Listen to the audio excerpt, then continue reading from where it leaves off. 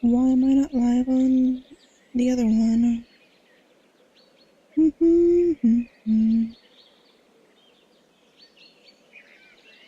I'll need to fix that. Hello.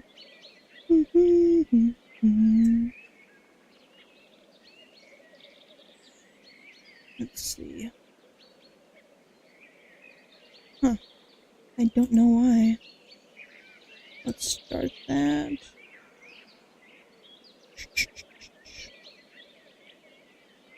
Okay, let me see why YouTube is not working.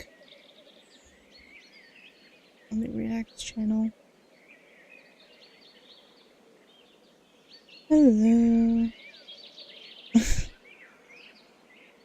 Very good, very good. Let me just start the timer anyways. But hello. How were the ASMR videos?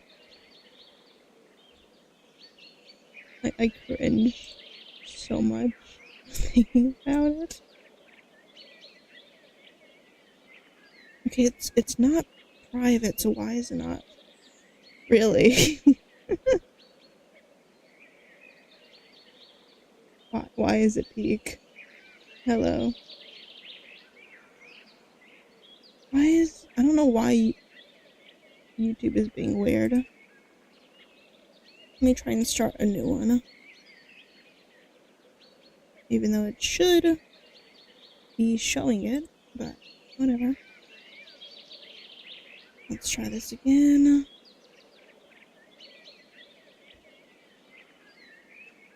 I don't feel like I did a good job with the ASMR. I don't feel like I did a good job. So why can I see it, but not? Okay, I guess I'm live. I somehow got there. That's one way to put it. Jesus. Why did that autoplay? What work can I do? Because I know work needs to be done, but what needs to be done? Hello.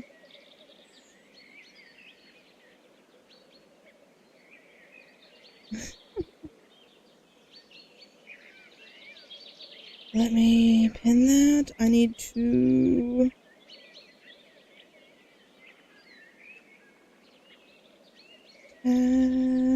that's the wrong platform. Oh. Okay.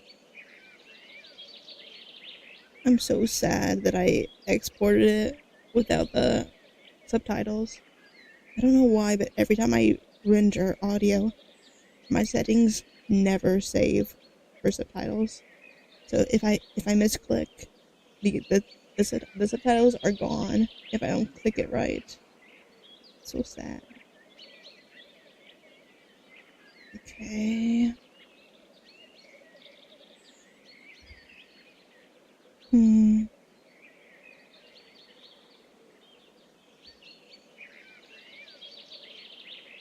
Okay.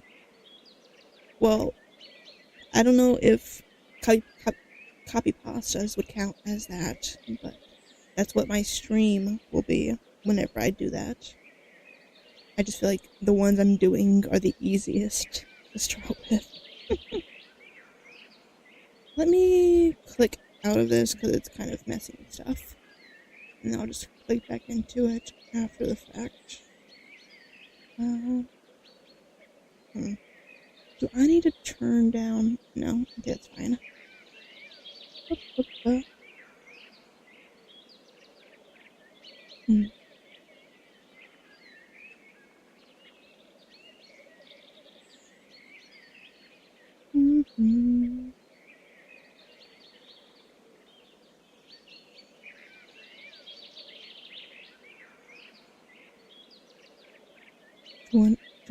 23, that skipped 24, 21, 20, 19, 18, 17, 16, 15, 14, 13, 12, 11, 10, 9, 8, 7, 6, 5, 4, 3, 2, 1.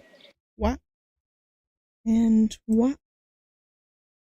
Hello, VOD. Hello, chat. I am back after, what was it, 3 days? I forget. We are finally doing reacts because I have not posted consistently on the channel for a little bit.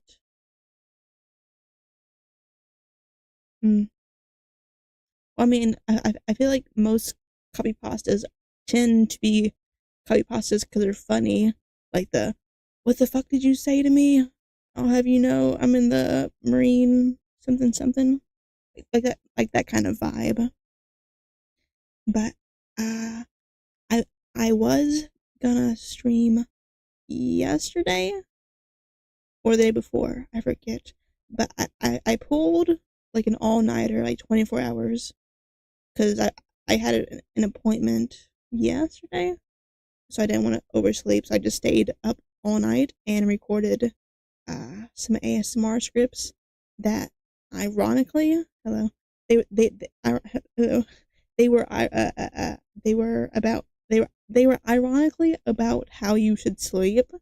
Meanwhile, I was like going on 24 hours sleep deprived, talking about how happy birthday. I'm a VTuber. I can't hug, but ironically, it was like you you deserve sleep. So uh, you don't you don't have to you don't have to stay awake just because there's work to do. Meanwhile, I'm staying up because there's work to do. So that was a little funny.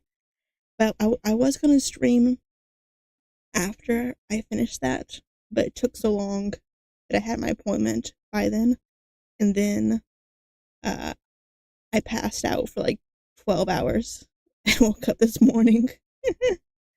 But I'm finally back. Uh, Hopefully I can do a art. I need. Hopefully I can do one last art fight stream tomorrow morning or tomorrow night. Hopefully, because I still have unfinished art and I would like to finish it before the event finishes.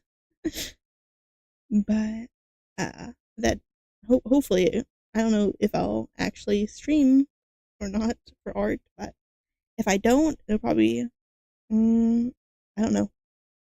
And then on the what day is the first? Saturday.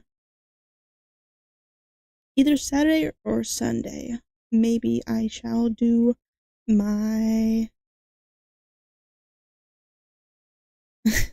Yep, there's one more day of July, and that's tomorrow. As long as we're both on day 30, because 31st is the last day. But I have one more day to finish the art that I have done, and then either Saturday or Sunday, and go up, and okay, either Saturday or Sunday, I shall do the ASMR stream. Probably. And the other day, I have possible collab with Emerald again. And then I shall, yeah. And then I shall do the Voices of the Void stream after that. After Emerald's thing, probably. And next month, I'll probably focus on, I think, let me check. It's either Mecha or Repo. It's one of the two, because she does voting for that. It will be Repo on Saturday, and then I shall do Voices of the Void. And then August, that's the next month, right? I will be doing a lot of ASMR and study streams, probably. Yeah. So hopefully that goes well. And and I'm really looking forward to something that's happening next week. I keep saying it, but I can't talk about it. But I hope it happens. I don't have a day set in stone yet, but I'm really looking forward to it. So hopefully, please don't let it fall through. Please. Hopefully it happens. If it doesn't happen, I'm gonna be so sad. And then I can't talk about it either. But I will be trying to do as many react videos tonight as possible because I'll need to focus on other stuff. I'll probably go back to like 1 to 2 react streams a week, probably, and then just focus on other stuff. Yeah. Is there anything else I need to mention? Oh, probably the obvious. I have like a I don't know what they're called. Whatever like the hot patch is, but like cold that you stick on your forehead. I have that on. So if you see me do this, I'm trying to keep it from falling off because I'm wearing it. So hopefully that I won't burn up if I have this patch on. Hopefully I'll stay nice and cold. Hello, hello, hello.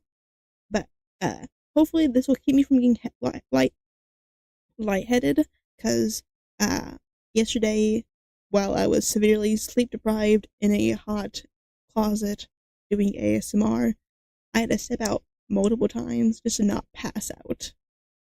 And I don't know if that was because it was hot, I was sleep deprived, or there's no air in here when the fan's off. But for one of those reasons, I mean my main ventilation is off to keep my my big loud fan was my main ventilation, but I have this small little thing that at least gives the airflow, but the other one had air outside of the closet, so I don't have that good of ventilation. I do have holes in there at least. Air can technically flow through. Hello, hello. So I don't know if that's the best ventilation, but I also had an ungodly amount of hello. I had an absolute ungodly amount of caffeine yesterday. I had like 480 milligram packs. Not even on purpose. I was just absolutely chugging the cups and filling them with water and caffeine. I did not even realize how much I was chugging. So I'm gonna kind of cut back on it. I'm just drinking pure, regular, unflavored water all day, so that way I can fix whatever issues that might have caused.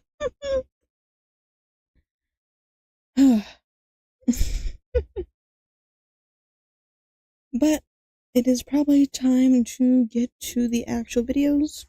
I recorded like 3 off stream just on in case I did not end up streaming. I have 3 videos just in case, and also to warm up because I've noticed for the first video I'm always super quiet because I'm still not warmed up, even though like the just chatting segment should normally warm me up, but it doesn't. Thank you for the follow. Hello, hello. Also, my clips channel hit like 400. I feel like last stream it hit 300, so it's insane. It's already at 400.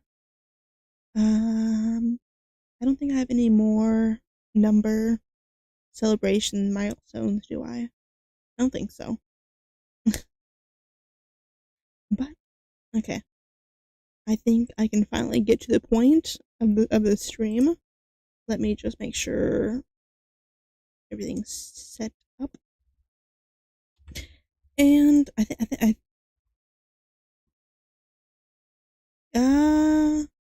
not as strong, but I mean, it's doing well. I didn't fall off a cliff with it. I think it's at 4.1. Oh, for some I don't know why one clip on Mystic Clips for some reason hit like 16,000, which is the highest VTuber clip I I have on YouTube. Because my non VTuber like Minecraft clips are like in the hundreds of thousands, but my first VTuber clip hit 16,000. I don't even know why. I honestly was gonna I was gonna I was originally gonna delete that clip and not even post it. It it was a Chuckles brain hemorrhage joke clip on the clips channel. I don't know why out of all my clips that one did well, but I'm not gonna complain. Also, uh my ice up the butt for the date joke also did good on my first channel. I can never predict which ones will do well. But that is nice to see. And yeah, I guess we shall get to the point of the video. I don't know how I've started to be able to talk for like 10 minutes. Impressive, honestly. How far I have come.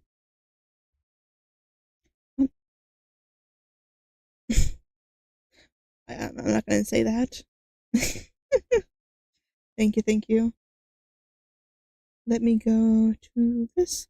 And since my last car video did so well, we are gonna start with a Papa Meat NASCAR related video. I was originally gonna watch his video on uh LARP YouTubers, techno LARP, but uh it seems to have been copyrighted by, I assume, uh techno LARP. It was like Rye or something when I looked at it. So hopefully he gets that fixed. Hopefully. And then whenever he does, if he does, I shall watch that. But good thing like I said, uh, maybe if I ever LARP myself, that's probably the only way. You can't LARP this. Probably could, but let me have some water. Okay. But let's get into the video. Subtitles are on, and yeah, I'm still being very conscious of the fact that I can't get too loud because these walls are thin. Thinner than I thought. I think it's because my AC used to drown my voice out a lot, but now that I don't have it, I think my roommate's gonna hear me more. So I need to get better padding. It seems for these closet walls. No, no, no. I don't want them to know. No, no, no.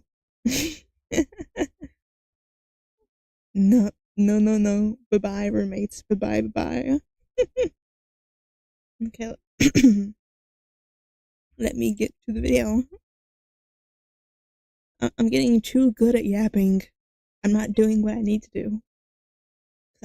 I don't want to stay up too late. I'm finally on a decent sleep schedule. I woke up at like 6 a.m. That is the perfect time for me. I need to not stay up too late. So, probably only an hour or two. Hopefully, we get at least a few videos. I at least have 3 in the backlog that I can stretch if I need to. But, okay. The Insane World of NASCAR by Papa Meat. I know absolutely nothing about NASCARs. all I know is that my grandpa used to love, love, love NASCAR.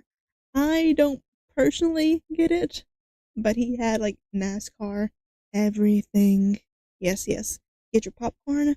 If you're new and you like cars, I have a video on B rallies, B racing, I forget.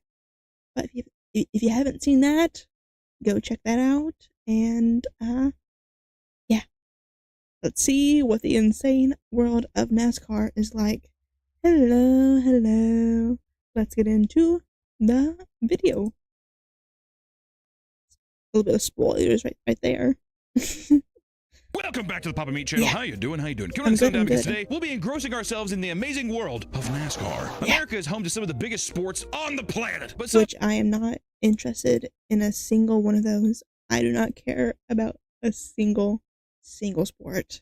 some have a cultural surrounding it that stands out far, far from others. NASCAR isn't just your normal motorsport. It hosts some of the most devoted fans out there. Fans wait year-round for big racing events and parties like it's their last day on Earth before an anticipation for a big race. And when it's time for the race, the party spills into the stands, which can lead into absolute chaos. There's truly nothing like it, and that's why we'd like to take today to dive deep into the massively popular sport and see what it's all about, right? I don't get it. I will say that NASCAR, to me, it's a big Southern thing. From the South, you might have had somebody who has... Yeah. My grandpa loves it. Or loved it. He's dead. But he had, like, calendars. He had merch. He had everything. It was crazy. He had, like, a huge NASCAR calendar that covered the entire garage. Indulged in NASCAR in some sort of way. I've indulged NASCAR the same way that I've indulged like WWE. I don't watch it, but I love the documentaries. Any documentaries on NASCAR or WWE, I gobble it up. For some reason, they always just have the best stories. Yeah. Have you seen the ones with the ghost fires? Huh? Yeah. Oh, yeah. Invisible fire. I would hate that. That's so terrifying to realize that exists. Yeah, it's a weird concept of getting so engrossed in something where somebody is just driving in a lap the whole time versus other racing like F1 or other kind of motorsports where the tracks are a little more intricate or something. There still is something very fascinating about this sport and the people that are in it and the fans. I don't know why. It's a totally engrossing culture. I think also I started getting into it also with just Talladega Nights. After I watched Talladega Nights, I think I watched like 3 Dale Earnhardt documentaries. Never seen that. Thanks, Will Ferrell. Now, NASCAR has always been about partying, even dating back to its origins. And it all started back in the 1920s when the Prohibition was at an all-time high and people needed alcohol fast. Alcoholics were depraved people. They needed their medicine. And people began modifying cars to deliver alcohol to evade police. And after Prohibition ended, many of these same drivers realized that they still enjoyed the high-speed thrills, which led to them hosting informal races. And what started out on gravel back roads soon moved to official dirt tracks, and people began to grow more and more interested in these races. And initially, only a few hundred people attended. But over time, the crowds grew to thousands, with some events attracting as many as 20,000 spectators by the 1930s, which has to rival, if not even surpass, like baseball. Baseball stadiums were relatively, I mean, compared to today, we're relatively small, but like that was, I feel like that was the big event, sports event. So having people actually turn out to this shit, which also, to be fair, it's like 1930, cars are still pretty new back then. You know, they could go that fast. They can outrun a train. 40 miles an hour? Exactly. Oh my God, he just took that corner. Do we ever have actual trains? Do we have trains in America? It's such a foreign concept to me to think that they would consider trains in America. 36 miles an hour clocking. It wasn't until after World War II ended that a group of stock car enthusiasts gathered in Daytona, Florida to officially found the National Association for Stock Car Auto Racing. That's what it stands for? NASCAR, baby. And to this day, they are still finding remnants of the sport's past. I just thought it stood for North American car. That's all I thought about it. In America, we have our own good 4 wheels. We ain't got none of that stuff. Or nothing good. I know there's like a 72-hour train or some shit, but not like actual high-speed rails. 24, a massive I want to go to underneath the concrete seating inside North Wilkesboro Speedway. The cave was discovered after a section of seating was removed due to massive cracks, but inside nothing was found. However, this discovery confirms an what? A secret man cave. Sports past. In 2024, a massive cove with secret tunnels was found underneath the concrete seating inside North Wilkesboro Speedway. The cave was discovered after a section of seating was removed due to massive cracks, but inside nothing was found. However, this discovery. Okay. I would have thought they would have just had, like, I don't know, staff stuff. under those chairs. I didn't think it would be just full ground. I guess they need to support it, but confirms okay. an old rumor that the racetrack had moonshine operations running on the speedway grounds. It's what we're trying to do. Are we trying to convince people that the NASCAR people should drink and drive while racing? Yeah. I feel like that's what we're alluding at. We're like, oh, alcohol's pretty cool, and you drive fast. Yeah, you had a game element to it. They're carrying barrels of alcohol. How many laps until you have to do a shot? Oh yeah, so you're carrying a big thing One of shot moonshine, every right? half. But every 10 laps, let's say, you have to take a swig. One shot every half. Oh God. Oh God. Today, nearly 100 million people tune in per season to watch NASCAR, Damn. and there's no sign of this trend slowing down anytime soon, as the number of viewers continue to grow each year, which is kind of crazy. I feel like every time I hear NASCAR, it's only people complaining, but I feel like I'm not asking the right people. Editor. I have not heard about NASCAR in like, when did he die? Like 10 years ago? I have not heard about NASCAR since. No, I'm in a real cave. I'm in a real cave. Not some lousy man cave. Give me some A testimonials of why real people cave, like NASCAR. a real man's cave. Part of the family. Let's just say a sudden Pixar movie released in 2006. Wild cargo, vroom, rap, pep, and it makes me go, hell yeah. Wonderful positive community we have here on Reddit. The big titties. I would never guessed. There it is. I feel like there's no such thing as a niche anymore, too. So the whole thing of like, yeah, NASCAR keeps growing every year. I think also all this different content that people make and everything, I think it's getting people into I feel like if YouTube and TikTok didn't exist, I wonder if the sport would be growing at the rate that it's still growing. Oh, probably not. You know? Social media helps so much with people finding interest. Yeah, like one day you're like, I never. What age demographic watches NASCAR nowadays? My grandpa was like in his 70s, 80s. I did not think youngins would enjoy the sport. What? Once my life thought about that, and then all of a sudden, you like just hyperfixate it. Why don't you that Drewski skit got people interested, even though he's making fun of it? Oh, I think so. Even in those skits, I feel like people are like, I want to go check that out. It's the same shit with like Channel 5 or anything where it's like, yeah, these people they seem crazy or whatever. But I think that it makes people want to go attend that thing because I feel like they're missing out on something a lot of the time. I want to go for the women, so that when they hell yeah, brother. NASCAR ladies. Yeah, a little bird watching. Yeah, bird watching my Time ass. for Put those away. Nick That's to what say I'd weird say. stuff. Every NASCAR woman's titties are that of a gorgon. Yeah. And just get turned to stone immediately. What's that other? Wearing a Dick Trickle shirt. Gorgons? Hey, we want to give a quick shout out to our favorite sponsor, Gamer Subs, which we have amazing energy drinks. Gamer Subs gives you a little pep in your step. Pep. Also, if you like subs right now, you can get signed up for some free samples. They're all good flavors. There's not a single bad flavor. They're all muy caliente. Yeah. They're beautiful. They're so tasty. So please head over to Gamer Subs and use promo code PAPAME to check out, and tell them that we sent you. All right? You're going to get a little goodie with it. I think you'll like it. Back to the video. NASCAR has yet to separate itself from its alcohol-fueled origins, cementing it as a major part of the culture even today. Take the Talladega Super Speedway, for example, a track located in Alabama that hosts some of the biggest races in NASCAR history. How dare you? How dare you? Thank you for the 50 bits. What in the... those better be clean shoes.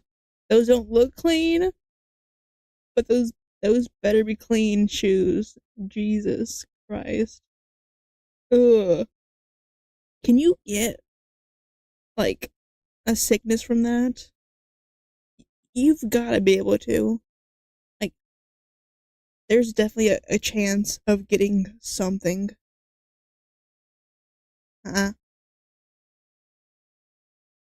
Is it No. Is it the guy that was on Strange Addictions?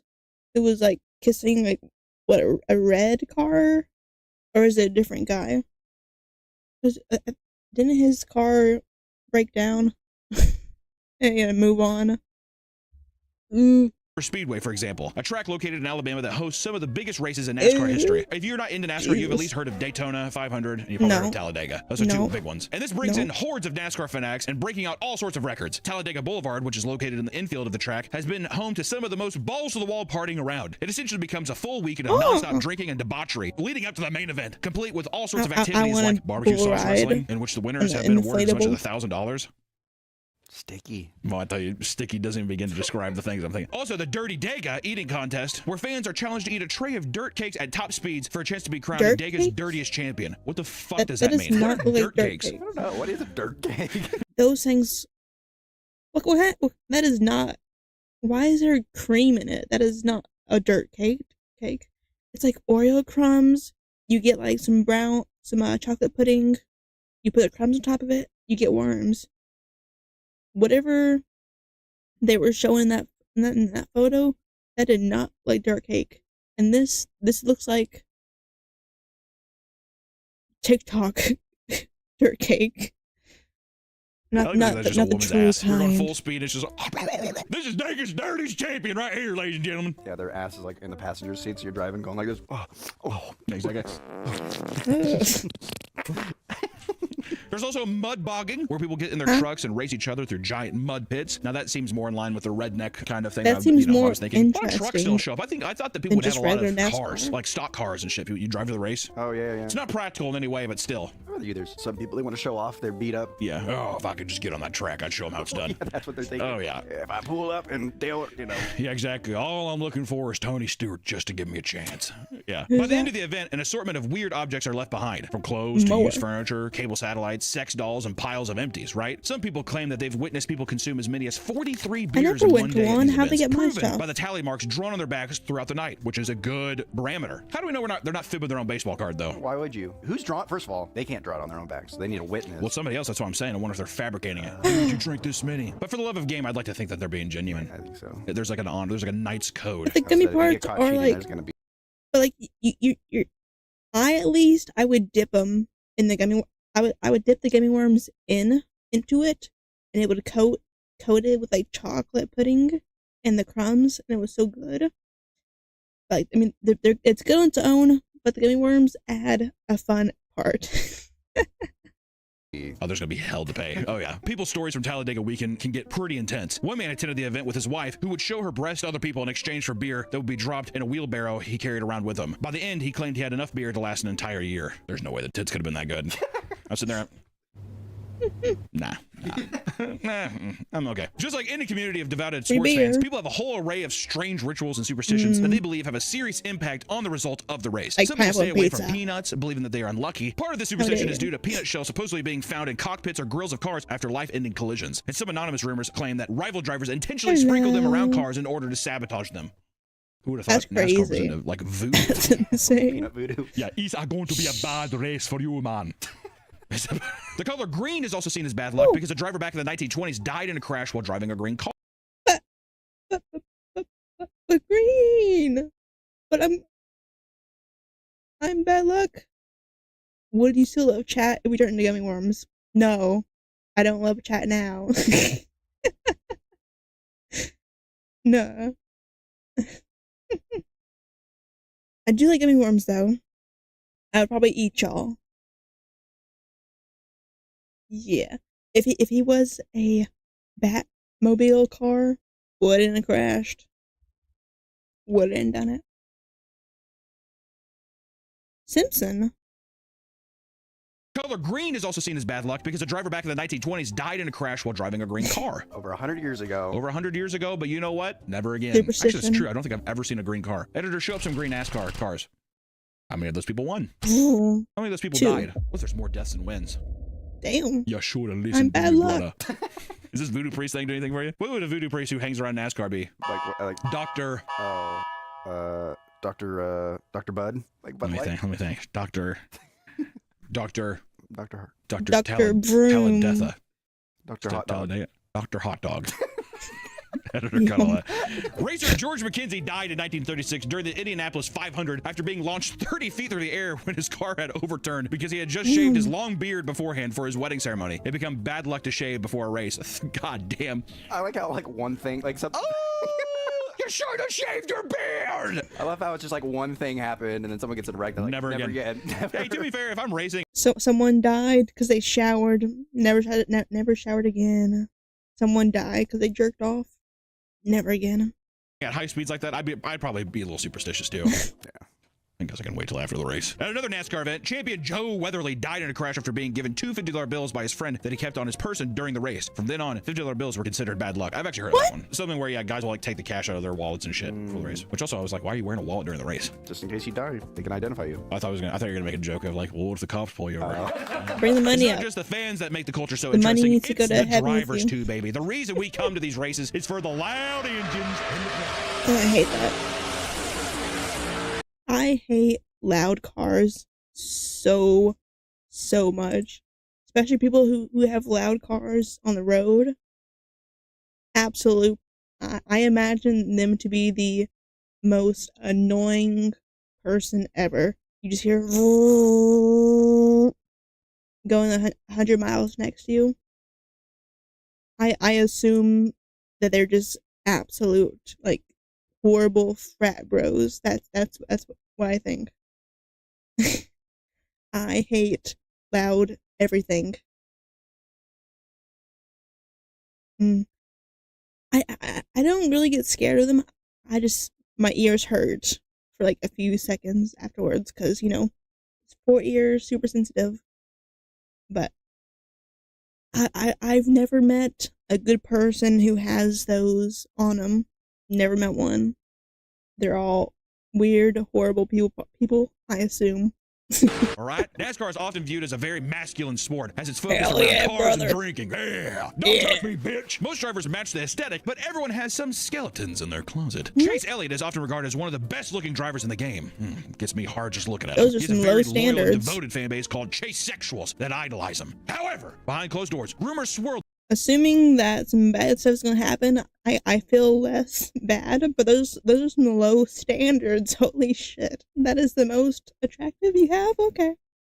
Seems like any other average dude. Chase is in fact a furry, and it's a shame to go public about it. That's not that Chase, bad. admit it. In 2012, the That's driver posted a normal. hand-drawn picture of a wolf with the caption, "Wolf Bambi?"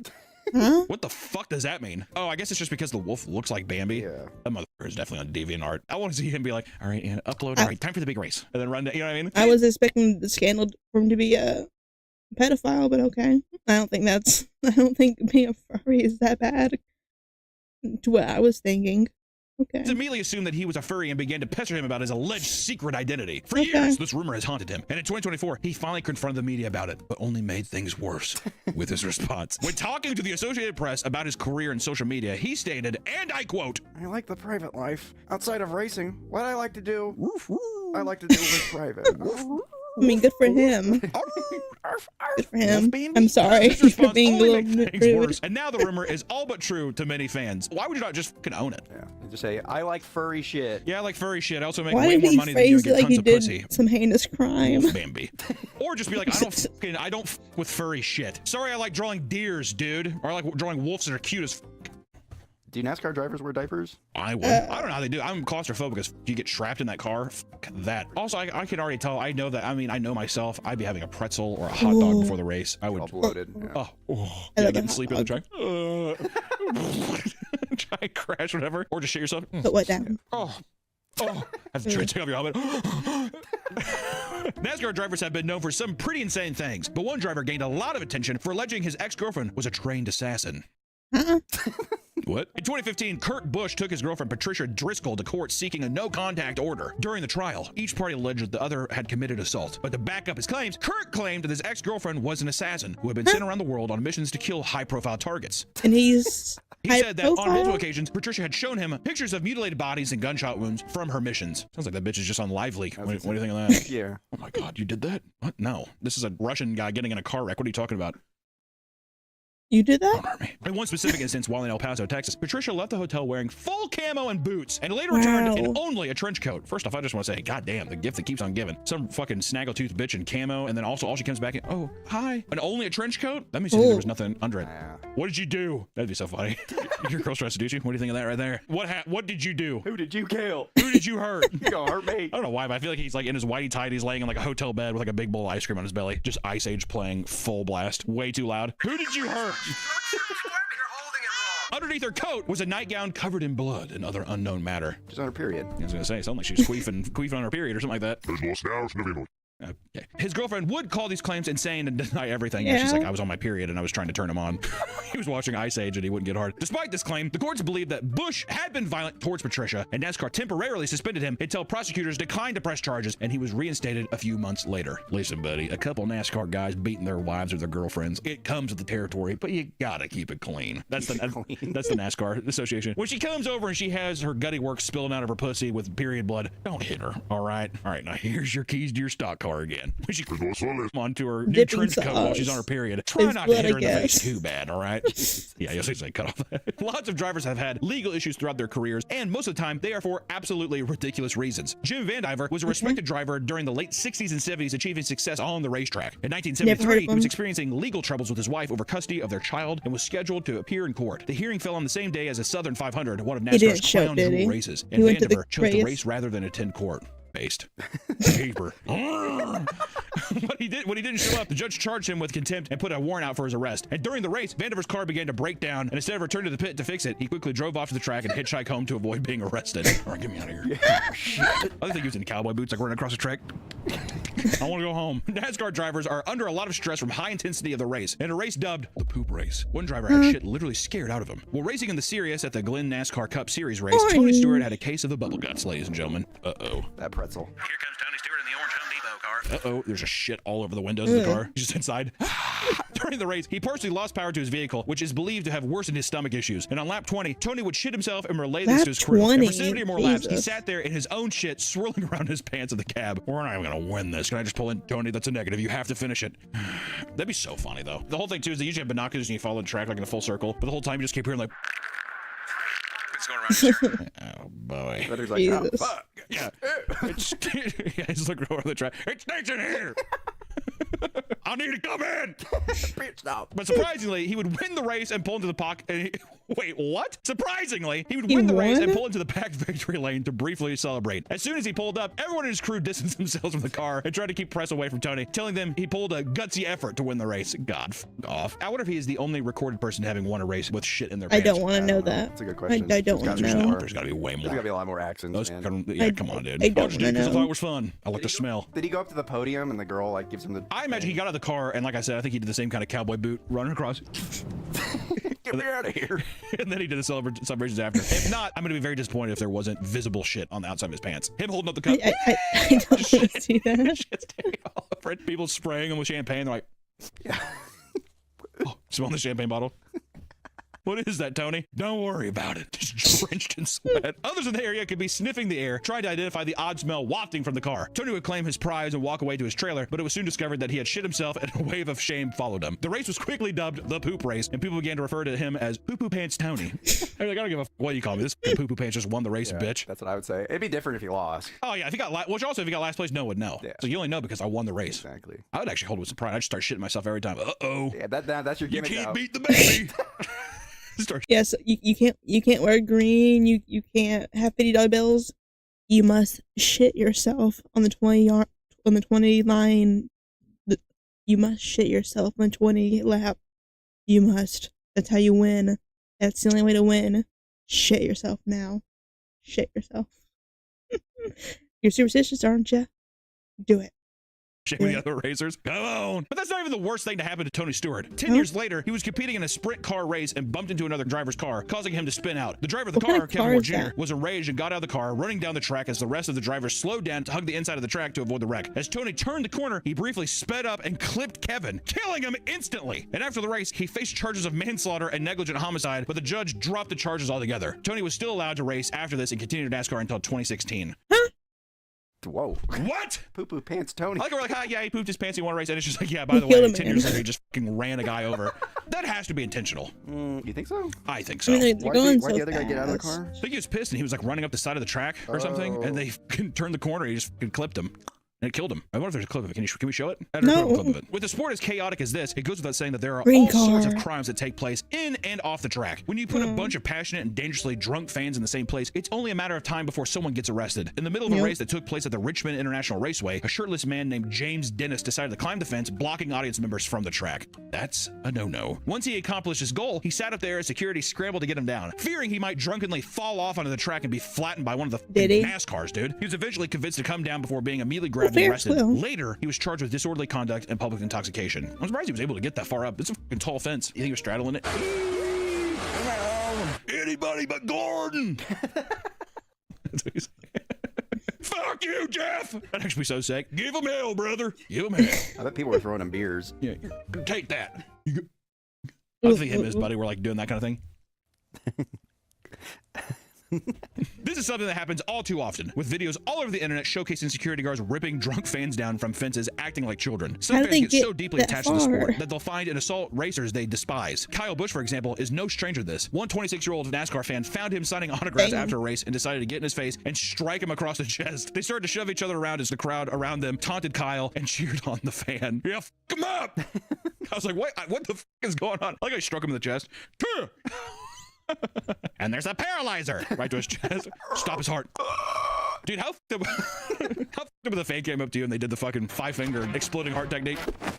Now take 5 What is- steps. I've never heard of that before.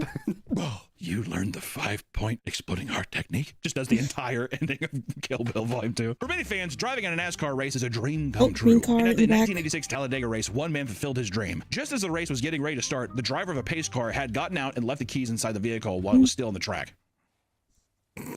Don't do The it. vehicle was unattended. 20-year-old Darren Crowder sprinted from the infield and climbed inside. Before anyone could stop him, he was already racing around the 2.5-mile track at over 100 miles an hour and completed one lap before authorities even realized what was happening. It was being broadcast live as confused commenters watched police chase him until a blockade of trucks stopped him, and officers pulled him from the vehicle. Following his arrest, he was held on a $10,000 bond and faced charges of resisting arrest, unauthorized use of a motor vehicle, attempted assault, and grand theft auto, baby. Damn. GTA. Though no sentence was ever reported, How his many points toxicology is that? report was released and showed that he wasn't even drunk, which spawned tons of rumors in the NASCAR community. One rumor claimed that he was in jail. He attacked an inmate with a boot, which led him to being transferred to a mental hospital. Huh?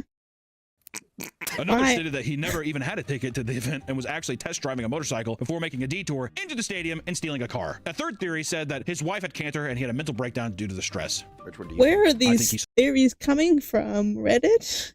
Where are these theories coming from? Oh yeah, he went to jail. Motorcycle. Wife with Saw cancer. an open door to a car on a big speedway and he's like, I'm gonna go fast, and he got in it and drove. Hold my beer. Yeah. Exactly. And he's just like, I mean, I'll get in trouble, but not that Sounds much fun, trouble. GTA. Over in Tennessee, one woman became so sick of her husband's obsession with NASCAR that she plotted to murder him. You That's go, my girl. theory. 23-year-old Stephanie Hammond was a troubled woman that made the decision to devote her life to God. She would supposedly speak to him and be instructed on how to better her life. Everyone gets instructions Kill from God. NASCAR. Right before I go to bed, he He's- whispers things. He's talking to me now. Kill yourself. Don't drive a car Are you sure? on a track. Don't do it. For example, God supposedly told her not to smoke marijuana, something she Okay. loved doing, unless she was using it to unwind in the evening. Yeah. Hey, you should not puff as much unless you're totally trying to vibe out. Don't smoke unless it's after 6 p.m. and then you can smoke, and then you can. No, don't do it. Don't do it. During the evening. Okay, God. Because her husband Stephen loved NASCAR, Stephanie started to resent him. She claimed that he worshipped the NASCAR race at Bristol. Stephen worshiping something other than God seemed to send her mind into chaos. God soon instructed her to drive her car directly into the church across the street. What? Stephen found her lying on the floor of the That's altar not where she very claimed that holy. the devil was inside of her before lunging at him and driving a large kitchen knife into his chest. He pulled the knife out and ran back to his apartment before calling the police and Why rushing would to you the pull the hospital. knife out? Stephanie was arrested soon after. Whoa. I wasn't where'd you get the knife? We do not have enough. I want to know so much more about that. Editor, give a quick blurb about what happened. Also, it's like the bitch is talking to God, but she's also like, thy will be Oh, let me read that.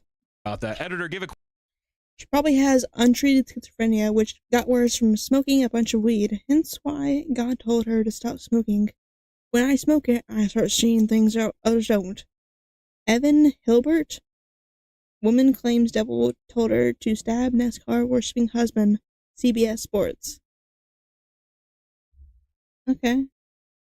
Does weed make schizophrenia worse? quick blurb about what happened. Also, it's like the bitch is talking to God, but she's also like, thy will be done. And then she's hanging out on the altar. Smoking a doobie. Yeah, I'm trying to unwind, but the devil's got a hold of me.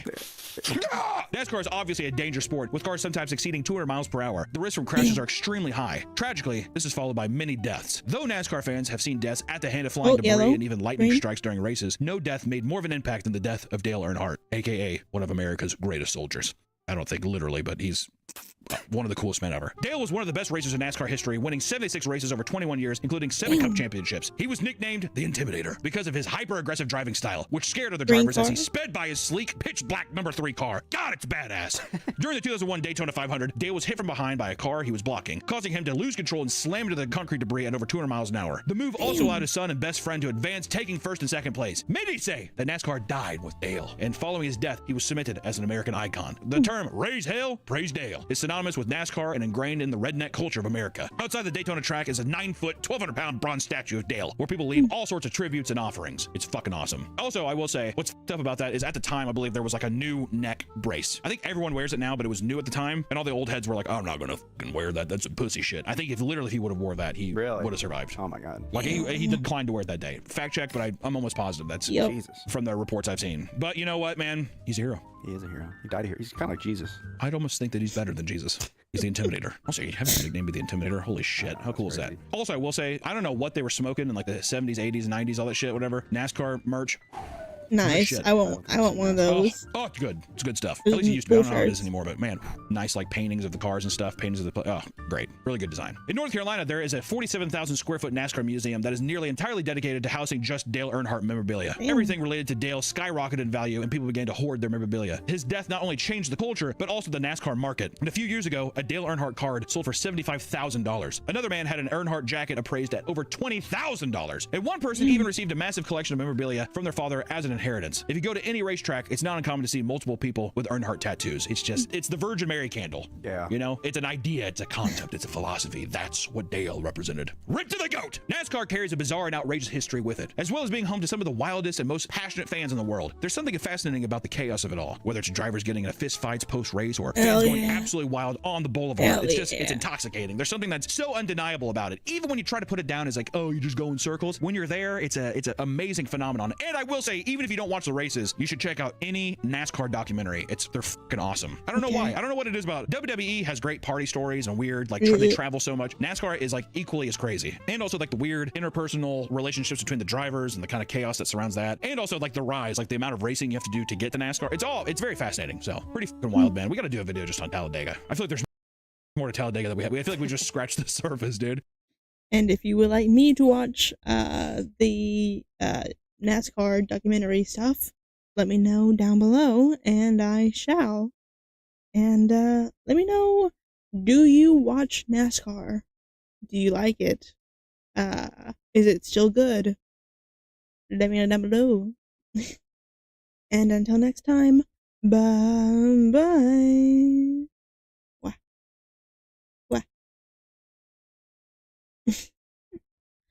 Okay, let me... I don't think I even like racing games. Not that into anything car related. It is a lot later than I was hoping it would be. So I'll try and get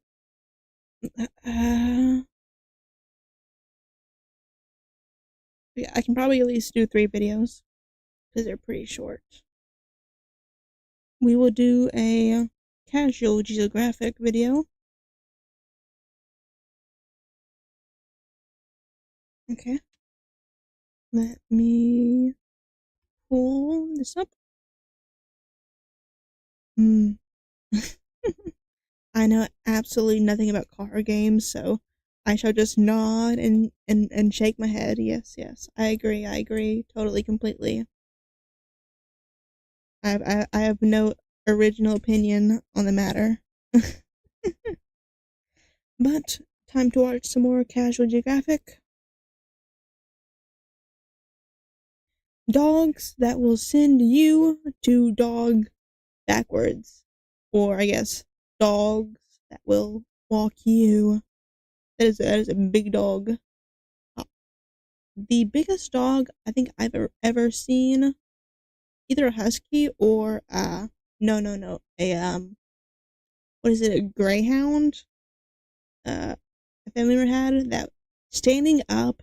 It was my height, which doesn't say much because I'm 5'2", so that doesn't say a whole lot.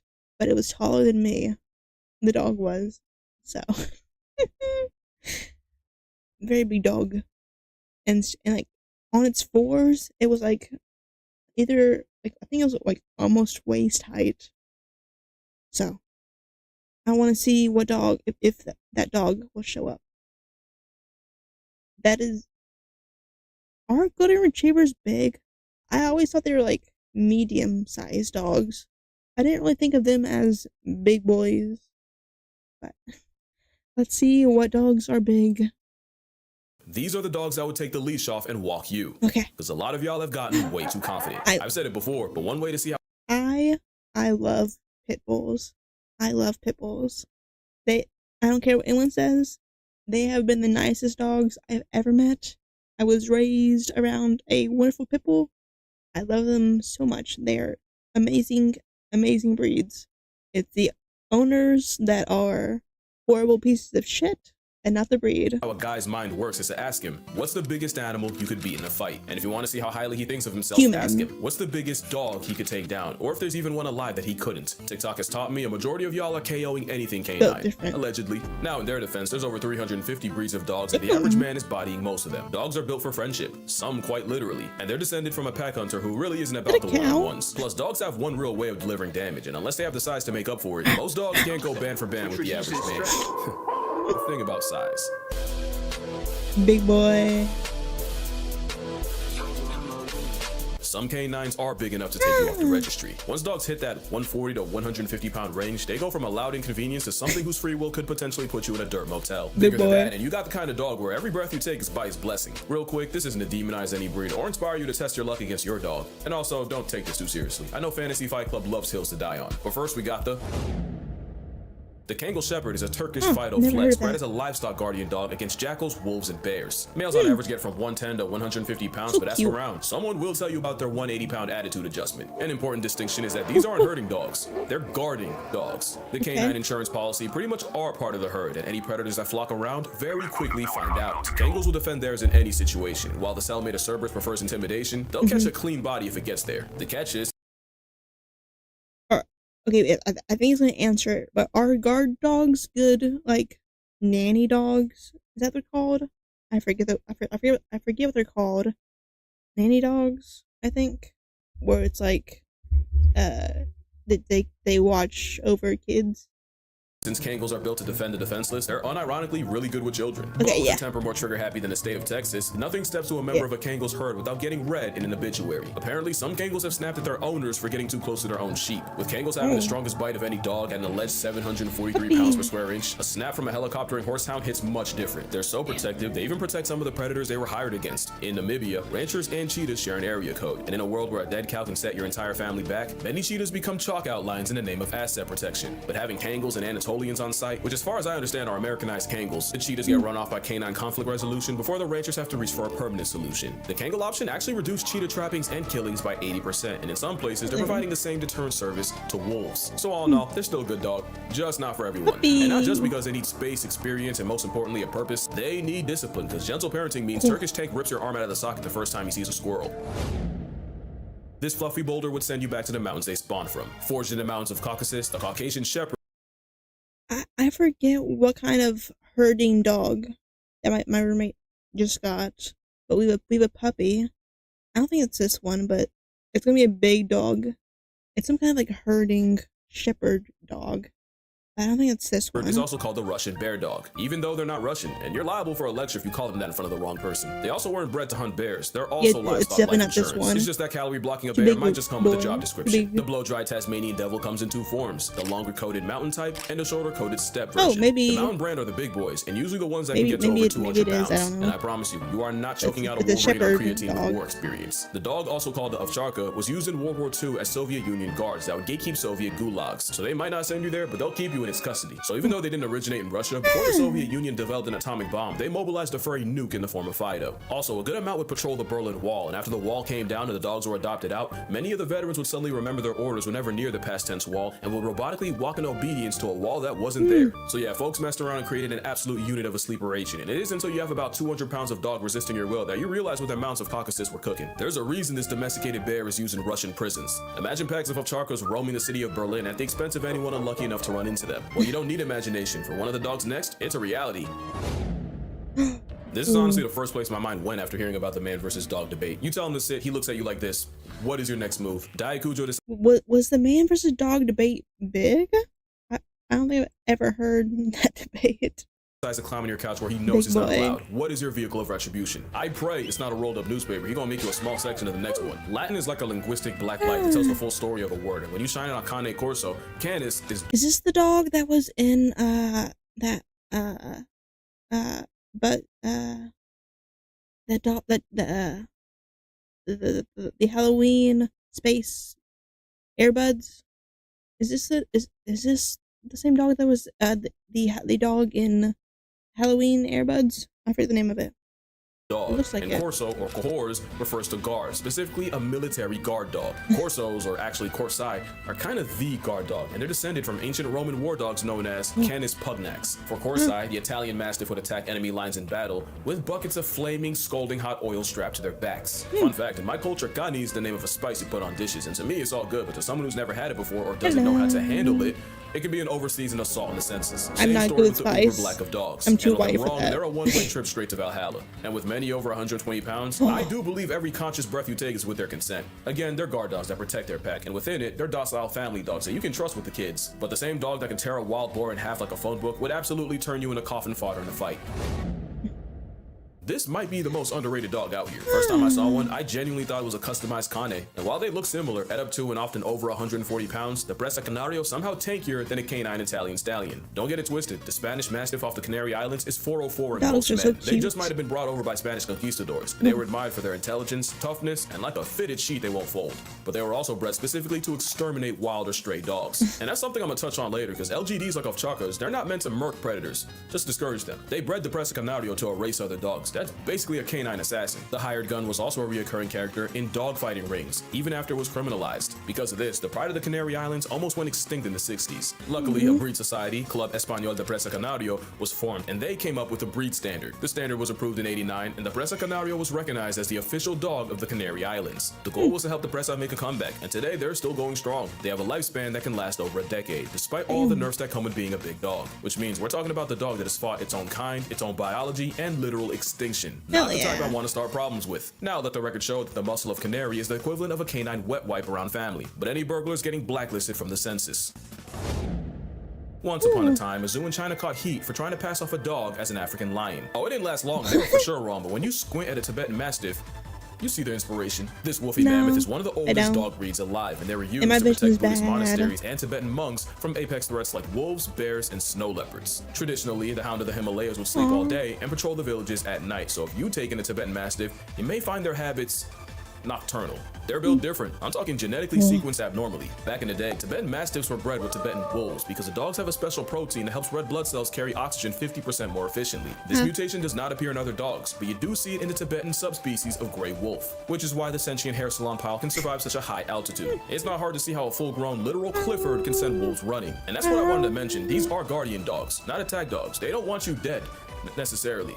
Just gone. They're not out here looking for smoke, and if you have one, you'll find that the most dangerous thing about them is the constant slaughtering can be a slip hazard. But there's a catch. The Tibetan Mastiff wasn't just insurance, they were a status symbol, especially in China. One named Big Splash sold for $1.5 million, so they can ruin you physically and financially. The problem is, like all fads, the TM hype faded fast, and the outcome was more abandoned Mastiffs than anyone knew what to do with.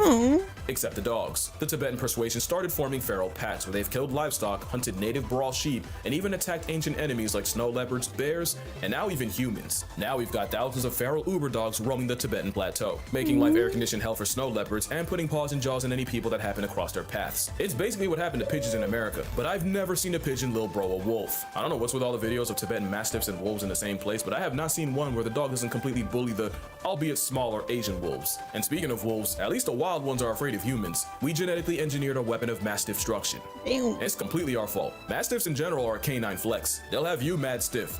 As in rigor mortis, the bull mastiff looks like a sweetheart that could genuinely bench press your family. The Neapolitan mastiff was literally built on honey badger principles. Loose skin so that even when clamped, they can always turn around and face their problems. But it also makes him look like a victimized pizza pie, cheese sliding right off. But we can't forget the English mastiff, one of the few dogs that could successfully maul a wolf. For reference, the beast from Sandlot was an English mastiff, and the record for the heaviest dog is held by Ika Mazorba, an English stiffy weighing 343 pounds. And of course, we can't forget my favorite mastiff, and honestly dog, the Rottweiler. This weasel Hund is an easy attitude adjustment for any man that thinks he can whoop any dog. But one dog you would absolutely get worked by is...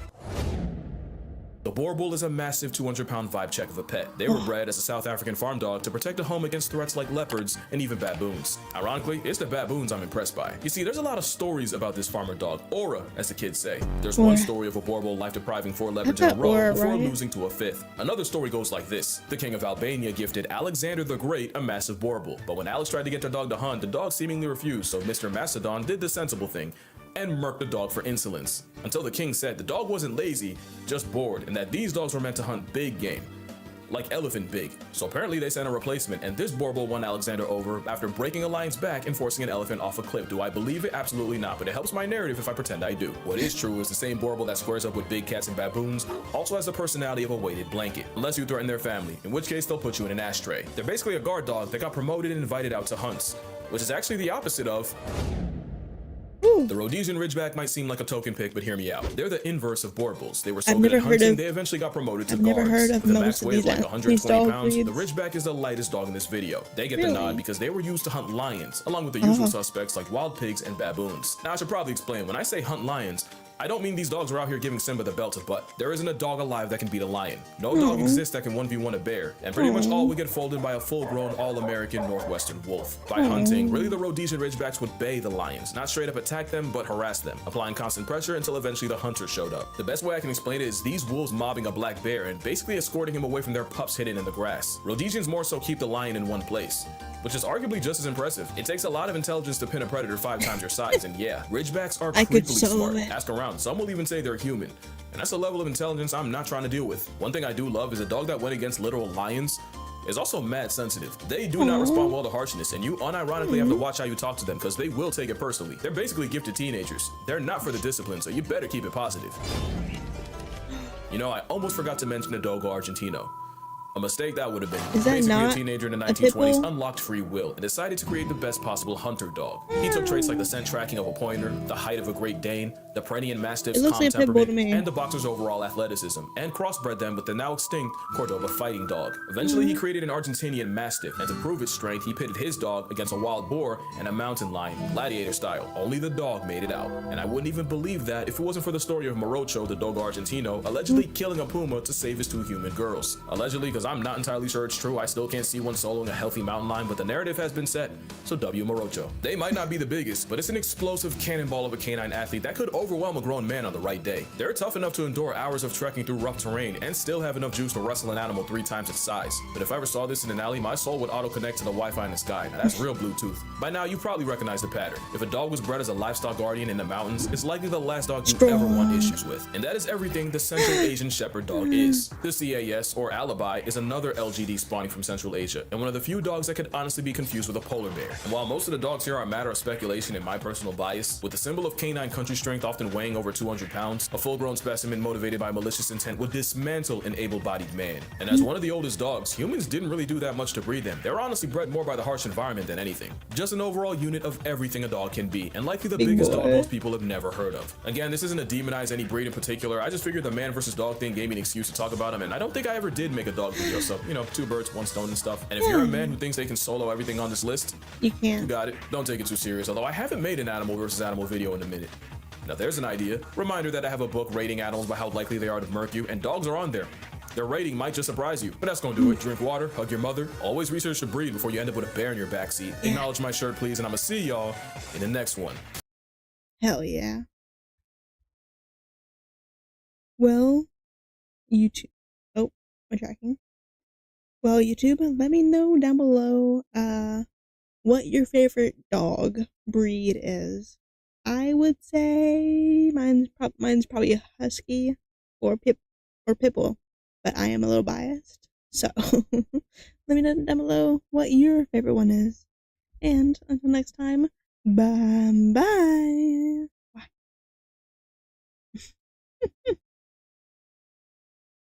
Dog. Let me check something I got. Okay. That notification is not important. And then let me label that. My phone is absolutely overheating. Not my main one, but the one I use for React chat is absolutely overheating. Okay. What time is it? I can probably get one more in because I need to edit these videos.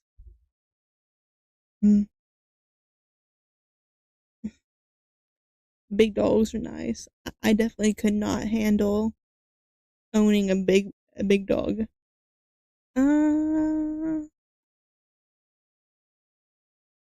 Okay, I don't know if I want to do that video, because this video is definitely gonna be depressing.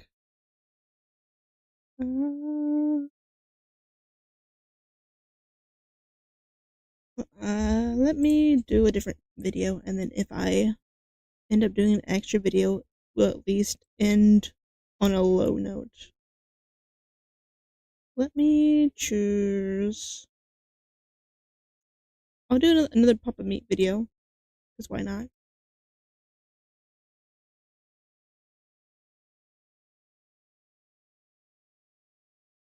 I just realized I never turned off something. Oh well, I'm sure that's fine. Well, it's like a true crime video, so it would definitely be a low note if I ended off on that video. Why does it always like full screen why does it always autoplay when I full screen? So instead we're gonna do another Papa Meat video. Scalpers are ruining Beyblade. I know nothing about Beyblades. Let me take a drink.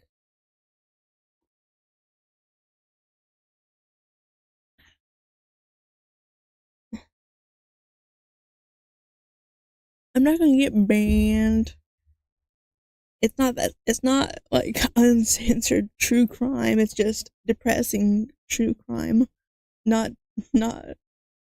It's not bannable. Okay. Let me start the recording. Scalpers are ruining Beyblade. Scalpers are ruining Beyblade. Scalpers are ruining Beyblade. I know absolutely zero about Beyblades. I don't think I even owned one. I don't think so. So, yeah. Scalpers ruin most things. It is true. But what is there even to scalp with Beyblade? Do they have like mystery pool Beyblades that I don't know about? Let's find out, I guess. Welcome back to the Papa Meat channel. How you doing? How you doing? Come on and sit down, because today we're going to be talking about Beyblade. Yeah. Beyblade. Every generation has their iconic toy, whether it was the baby boomers with their etch-a-sketch. I had a light up rainbow fidget spinner. Love that thing. Absolutely love that thing. I need to get me a new fidget toy.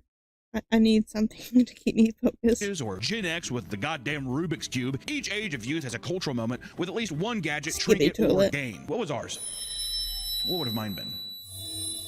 Beyblade, inspired by the traditional Japanese spinning top game Beigoma, released in Really? 1999 and quickly grew into a massive hit, and it's not hard to see why. Similar to Pokemon, Beyblade products were also marketed alongside an anime, inspiring waves of kids to There's an let it anime? rip on just about every hard surface they could get their unwashed little hands on. At its peak, the Beyblade craze got so out of hand, schools and public areas began banning the toys over safety concerns. Kids were getting Always creative with the banning it. Beyblade launches, shooting them directly into the air, or They even banned at my each other's my faces, fidget completely spinners underestimating how much in damage middle a school. fast spinning top with plastic blades could do. It was all fun and games until your Gen 1 Draceal fell off the classroom desk at full speed and performed a burst finish on your crotch. Those are probably moves or Ow. characters in the game. I don't know. One parent even reported to their kid's school that she suffered a serious eye injury after her son launched a Beyblade off the table and onto her face. Injuries like this Ew. led to school-wide bans across the world, and even today, you'll find plenty of battle scar pics posted online now that new generations of the tops are mostly made of metal. Wear The newer, more safety durable gear. metal Beyblades were causing more than just injuries. They were doing property damage as well. In one well-known piece of internet lore, 2 kids destroyed their family's bathtub after using it as a battle arena. While they were yelling out special moves and getting hyped, they were scraping the enamel off the surface and even breaking apart soap holders and entire chunks of the tub itself. In total, $500 of damage was done, and this resulted in the kids' parents posting an eBay auction for the 8 powerful bays that demolished their tub. And apparently, after breaking the kids' piggy banks and only finding $125, they thought it was fair to cover the rest Why of the do repair kids costs by selling the have beloved tops. Featured 125? prominently on the listing was a photo of the weeping children. This went viral on 4chan, leading to course it so many did. fake bids that the post was removed from eBay entirely. This is all to say that Beyblades were an inescapable nightmare for many schools and households during this time. I didn't There's no know way that. for me, I don't know. I want to just ask, did you ever get into Beyblade when you were younger? No, I thought it No. was gay. I thought Beyblades was lame. But me and my friends did do this thing where we built. Like, Yeah, where we kissed each other and we had anal sex. Oh, okay. I had done gay shit with my friends, but that's not what we did. Sure. Like one of those fans, and we put folders on the side and made our own arena, and we'd throw plastic bottles in, and they would like fight, and then the winner, last one. What do you mean? You're putting bottles on the Beyblades? No. It was like a fan. You know, like a Makeshift box fan. Beyblade. So you guys thought that was cooler than using Beyblades? Was it just because it was cheaper? I think we just got bored one night. My biggest thing with Beyblade was that, one, when I was younger, you used to have to, I don't know if it's still the same. I didn't even know, because apparently right now, Beyblades are red hot. They're coming back Really? with a fury. And also the fact that they're metal. My God, what the hell? Back They're in the day, it was metal? all plastic, but then it was, you would have the long, I thought it was almost like plastic. dipstick-esque thing, and you do, let it rip, and you pull it, and they would, you know, go, Beyblade, Beyblade. whatever, right? Couple things that deterred me away from Beyblades. One, there's a kid in my school one time who did, let it rip, and that plastic piece, it had like divots in it, and he just sliced his hand wide open with the plastic. Oh! And there was blood all over the Beyblade in the desk. This is at school. And I mean, your teacher at the time was like, I mean, I don't know, they're spin tops. Just like a Depression era toy. You know, and they're like, I guess this is cool, like whatever.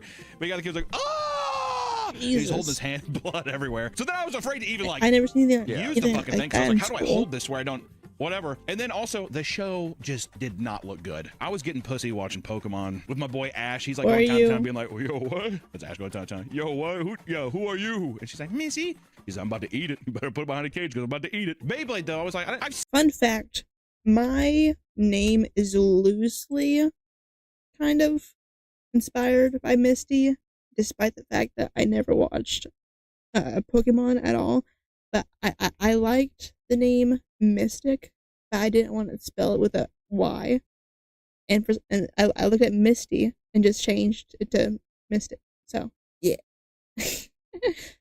Somewhat my inspiration for that. He's like, I'm about to eat it. You better put it behind a cage because I'm about to eat it. Beyblade, though, I was like, I've seen the thing. Like, here's the thing. There's Pokemon cards. You're like, I love this Pokemon. Look how cute he is. Lord. Whatever it is, right? I've seen the Beyblade. I've seen it. I've gone by Mystic since like 2016.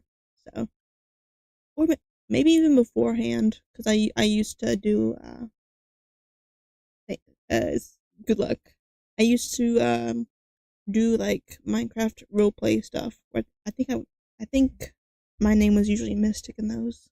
So I think maybe even older than 2016. Work. It's never like that in the show. In the show, there's sparks and there's, you know, whatever. Is there like demons or something in the show? That's Wasn't what there I was like wondering. There's monsters? like monsters inside them, because other than that, it feels boring. Because it just. I don't watch. fucking know. I don't know. There was too many shows. Look at Ash versus look at the main character of Beyblade. I'm gonna fucking hang They out look the same. with Ash, dude. I don't know who this guy is. I don't want to fucking hang out with him. So that always kept me at bay. Now, granted, there was many times I was tempted by Beyblades. You go to a kid's house, some ornery kid, some kid that you're like, what the fuck? You ever hang out with a kid? You're like, what the fuck am I hanging out with this kid? No. You do that. You hang out with that kid. He's the guy who has the giant hated fucking someone, plastic I would ignore hell them. pit arena. Like, what is this? It's my Beyblade arena. And you're like, just lets it go off. Giant purple fucking monstrosity. Looks like Grimace's asshole just right there in the fucking middle of the room, you know? There's been a couple times where I'm like, oh, God, it's kind of sick. My friends always had like even WWE stuff. I didn't really know any of them, but he had the ring. And you're like, oh, this is sick. And I go home and I'm like, what the fuck am I going to do? What am I going to play with middle-aged men, like real men? I had Dragon Ball Z. I had fucking Pokemon cards. G.I. Joe? I had one G.I. Joe and it freaked me out. Oh, because you done dress him and see his, yeah. He pulled out his pants. Well, no, I'd what a frame. I did not like hanging out around popular kids because, like, I don't know why, but they would always try to talk to me, and I would just ignore them because they were so loud and they got on my nerves. Ignore the fact that I'm messing with a phone stand right now, but that they would just get on my nerves, so I would just ignore them. So no, I don't know if you would be the type that I would ignore. And there's nothing there. That's yeah. He just had his bottom surgery. This is Joe 2 months on T. He's like, hoorah. This message is sponsored by Raycon. Hell yeah. Summer's here, and whether you're breaking a sweat with the jizz, they won't slip out when you're moving fast or breaking a sweat. The Everyday Clip earbuds are a great option for everyday listening. Click the link in the description box or go to buyraycon.com/PopaMeClip to get 20% off. Thanks to Raycon for sponsoring our video. Now back to the video. While Beyblades have experienced a sizable dip in relevance, a specific chain of events has led to an incredible resurgence. One that has led people of all ages to take a new interest in the hobby. It all started when a Chinese man ran to... You already know it's about to be good when it's just like, it all started when a Chinese man, that's when I started. Me too. It all started when a Chinese man ran to threads begging for help after being declared trash at the game by a child. He pleaded with pros to share their strongest combinations of Beyblade parts so he could destroy the child using the iron fist of... They have optimal Beyblade parts? Isn't it just like a matter of luck who wins? I didn't think it was like a pay-to-win game. Capitalism. I didn't think it was pay to win. Wow, that's an impressive sentence. Also, just for the sake of people who have never used Beyblades, it's not that you just buy a Beyblade. You like Frankenstein it together with other pieces. There's different parts, yeah. There's like a centerpiece and there's like armor on the top. And there's different classes, which we go into. Places like Hong Kong and Taiwan started hyping up Beyblade, again, due to the post virality, shooting it back into the mainstream. Younger people were enticed to try the game out, while older folks were hit by the nostalgia and wanted to relive their childhood. And suddenly, adults were meeting up at parks and other public places to host Beyblade events. One tattoo parlor in Japan famously opened up its doors at night to host underground Beyblade tournaments where around 30 adults could be seen shouting and jumping around from the heart-pumping action. Which I gotta say, if you put a thing, like, I don't know what game it is, whether you did, but it would be a thing where it's like, if you lose, they cut off your thumb. Jesus fucking Christ. I forgot what it's called. It's some kind of poker. Chop poker. Chop poker. Okay. What? You do chop poker. So that's underground poker, right? You start that with Beyblade, all of a sudden it's just like, why the fuck is Beyblade actually why is Beyblade kind of sick though? Chop Beyblade? Are you kidding me? Yeah, I bet there's something though. I bet there's been some crazy thing because Beyblades are what, that big? Probably. Someone shoved the Beyblade up some guy's ass before. Inside of it. Yeah, exactly. Hello. One butcher in Hong Kong even began offering free pork bones and meat to anyone who could beat him in a Beyblade battle. That is fucking sick. That is so sick. I would do that in a heartbeat. Free food, free. What did he say? I forgot. I zoned out when he said free ham, something pork. I would do that in a heartbeat. Hell yeah. He's like, so you want a free meal, huh? Over in Malaysia, schools began recognizing Beyblades as a proper co-curricular activity, allowing students to establish official after-school clubs. Because of this ruling, students could let it rip after school and earn the points needed to fulfill their co-curricular record, which is required to graduate. To get students interested, the Malaysian government and third-party vendors started supplying schools with 1,000 stadiums, 3,000 starter kits, and certified Beyblade coaches known as Bay trainers. How do you get that job? That's what I want to know. Also, this feels like the esports thing where like every college is like really into esports. This is what it feels like. To graduate high school? These 18-year-olds coming in. How old are these trainers? See, now all of a sudden this co-curricular activity, I'm like, I better keep an eye on those Beyblade trainers. What if they're like 60 years old, like Master Miyagi? Well, that's what I'm saying. Oh. And then all of a sudden, yeah, I didn't realize the Bay trainer was in me until You know what I mean? Outside of schools, more and more third spaces such as Beyblade-themed cafes are popping up I know that the host weekly US local one is tournaments. Even brands too, I like think. Durex took advantage of the newfound spike in popularity by creating graphics of Beyblade-shaped ribbed condoms to market their products. One ad claimed that they were the ultimate offensive gear ready for any late-night showdown. The hype of Beyblades would that grow feel so massive good, that or a would it second feel wave bad? could no longer be contained to a I don't single know. region, eventually spreading across the world. Soon, Beyblades began infiltrating communities no one expected. One man documented a parishioner at his church who approached him and popped his trunk only to reveal an entire Beyblade setup, leading several members of the church to kneel down and run the set in the middle of the parking lot. Hell Like, yeah. take a knee for the Lord, gentlemen. I think that's awesome. Beyblades is bringing people and communities together. Who would have thought? Should have got a better anime. Yeah. The anime, it's just thinking about the anime. Oh, they should remake it. No. No. Oh. It as a underground hobby. See, when it blows up again, it's gonna be dead. Even the metal is crazy. The fucking metal armor on it now. Fuck's sakes, good lord. At concerts, people reported seeing adults stepping away from the music and sneaking off to the food truck area to Blade. They played Beyblade. Even orthopedic doctors are having to seriously urge bladers to warm up their wrists before playing due to a massive spike in wrist-related injuries. Okay, come on now. At least stretch. That's gonna be a thing for old people in the future. Is it kind of Do cool that some it's hand all older people sitting there and being exercises. like, let me step away and Beyblade versus seeing kids do it? Oh yeah, I think it makes it way cooler. Like once you see the kids do it, you're just like, Yeah, get fuck the that. fuck out of here. Exactly. Also, I don't think kids would play it because they're gonna see older people doing it, being like, "That's lame." So it is. Also, do kids still? They probably don't like it because it's not digital. It's not on the computer. It's not a game. Now, if there's digital Beyblade, that's where the kids come in. Of course there is. That'd be awesome. Wish I was a kid so bad. Because Beyblade is such a cheap hobby, the barrier to entry is pretty low. As you would expect, however, it's becoming a bit of an addiction to some. People who are brand new to the hobby are already acquiring piles of Beyblades in a very short time. Ever since the release of Beyblade X, the newest generation that started in 2023, people have been rekindling their childhood love of the game, now armed with adult money. One couple admits that what started as a small collection of 1 or 2 Beyblades has turned into an insane horde of products and an You need unstoppable that. itch to buy any shiny new Why? model they come across. Let me ask you this. Hand parts, is it like a blind box thing? Or are you buying the specific thing? I'm curious if Beyblade's doing the thing where it's like, oh, we'll see which one you get. Is there versions of Beyblade like that? Basically what I'm asking is there Beyblade gambling? I think. Well, yeah. Well, I think they sell a whole Beyblade one, but people And then who you are, can Frankenstein them in. exactly I people see. who are really into it's like you need this body with this kind of Yeah, yeah. handle. But and it's this not armor. mystery. Creating the perfect warrior. Exactly. You just The buy perfect what you blade. want. For one man, the rush of buying new Beyblades only came to a halt when he got destroyed at a tournament. From there, he started focusing on meta-approved Beyblades and is now fully invested into competitive play. Nostalgia isn't the only thing causing people to buy into the resurgence. Some people actually become entranced by the spinning colors and sounds of the tops clanking against each other. See, now that I could see as an ASMR thing. We talked about the pimple popping thing. What's that mean? ASMR. That's an actual audio. Something I've been doing. Fucking go to like a Rain Man stance, like. Yeah, oh my god, it's spinning. Like I could see that. If you think about it, fidget spinners are kind of like Beyblades. You're just sitting there.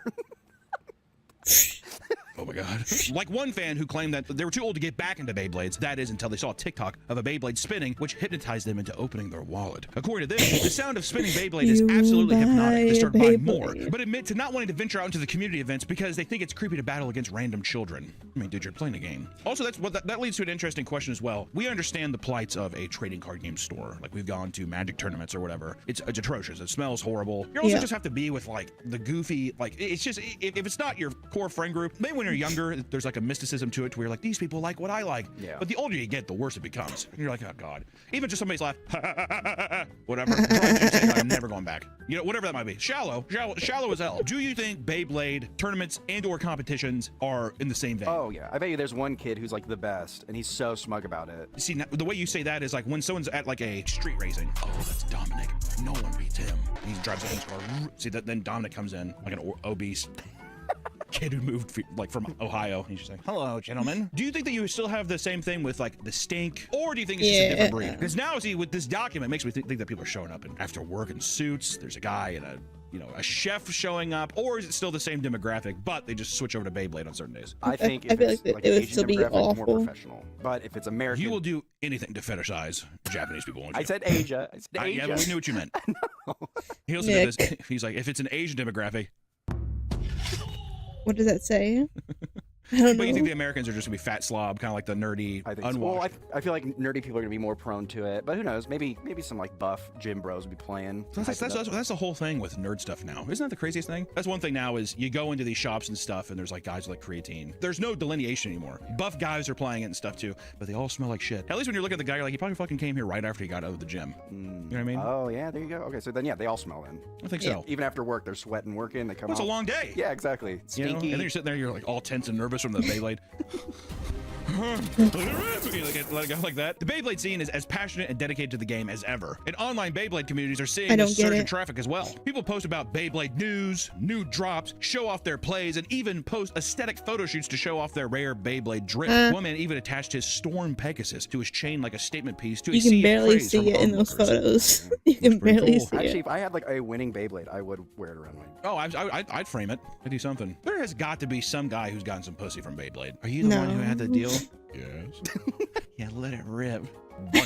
Others embrace the Beyblade lifestyle by bringing them along wherever they go, because no fun Let it surface is rip safe in me, for a baby. true blader. One man posted a pic of his immaculate Chili's dinner spread and his date sitting across from him with his Beyblade perfectly framed to share with his Bay brothers. While the sick Bay got a positive response, many of the comments were focused on the woman's breast. Also, I think that it should have been a video. It should have been a picture mid-rip, so you see it spinning and then he's sitting there as well. And He's he's just just showing like, off we're his ripping. goods too. He's like Beyblade, food, boobs. Like His this is goods. Yeah. What? God, look at you. It's property. No. Yeah, that's what you meant. No. Yes, it was. Admit it. One man took the opportunity to trauma dump about his hot ex-girlfriend, who he fumbled years back. This is in the comment section? Yeah. This is your account, isn't it? Her brother's girlfriend passed, and I wasn't much of a person at the time. Instead of consoling and being there for her, I downplayed it and told her to grow up. Ironically, I was the one that needed work, not her. 19 years old to 24 has been a hell of a journey. God. That girl didn't deserve to be treated like the way I treated her. 4 upvotes. Who read that and they're like, oh my God. So sad. Oh my God. Hold your head up, Bay brother. And also, like, what kind of fucking response to that is like a guy being like, Grow I had up. Chili's with my girl and my Beyblade. When I was 19, I was not the man who I thought I needed to be.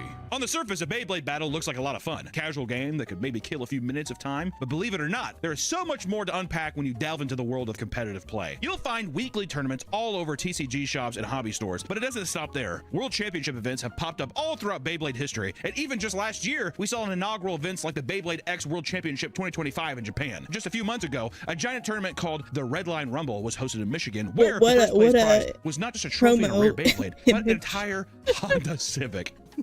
It better be wrapped. I was gonna say, it better have a It better have a giant fucking Beyblade thing on it. Come on. One man who became intrigued by the competitive scene attended his first big event, only to be hit with the reality after realizing his out-of-box Walmart Beyblades were not enough to compete against the dedicated men dripped out in matching team jerseys. Of course, this becomes a science to it. Even the way that you probably arc it or the way you get your start, there's probably so much shit to it. Didn't think about that. You know what I mean? Or There's gotta like, be some double pump it before. Lube it up.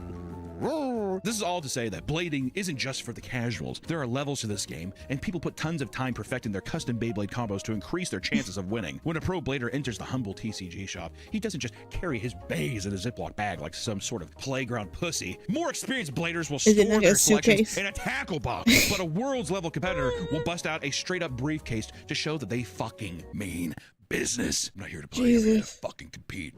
The same way a world-renowned sushi chef cares for his knife, a blader will care for his hands. Some even opt to wear fingerless gloves to protect their launching hand from unforeseen bruises, cuts, and other ouches. Okay, that's smart, Many admit though. being too embarrassed It's to wear them cringe, for but fear it's of smart, judgment. though. But that kind of cowardice won't win you a goddamn Honda Civic, all right? Like any game with a competitive scene, players will flock towards any strategy or gear that even slightly increases their odds of winning. Outsiders will claim that each match is just a gamble, but there's a reason bog standard bays off the shelf aren't winning any major tourneys, all right? There's a surprising amount of tech and matchup knowledge in higher tier competitions. For example, even the launcher you use to send out your bay matters greatly. There are ripcord launchers and string launchers, each with different variations and handle shapes that influence the speed, control, and angle of your release. Often when This is people too doubt that a complicated player's for a launching kid's technique has any game. real impact on the battle, there will be Beyblade historians that will tell you how foolish you are and cite specific matches they can analyze to prove their point. And don't think for a second your decision making ends at your launcher. The real fun begins begins once you realize there are literally thousands of different combinations of Beyblade parts, each with their own levels of strength, speed, and potential to ruin a 10-year-old's day, all right? And of course, some bladers think that having this knowledge gives them a pass to be arrogant, like the man who reached over to shake the opponent's hand right after they both launched their bays, only to lose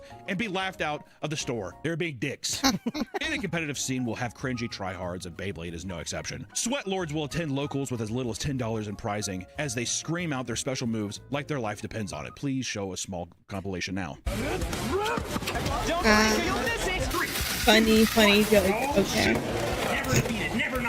Now I understand. Why does that make me want to do that, Nick? I want to experience that so bad. Is this moves they made up themselves, or are these pre-existing things? Is this from the anime, or is this them like the same way they're like Kamehameha? Probably a mix. I think the original ones are just going to copy what they saw on the show. Well, I'm going to, if I did it, I would make my own move. I would make my own too. Just off the cuff, what would it be? Kimchi. You would just yell kimchi? That's the first thing that popped in my head. Of course it was, Nick. I think you're just hungry. What would yours be? Hell Typhoon. Simple, borderline, dumb.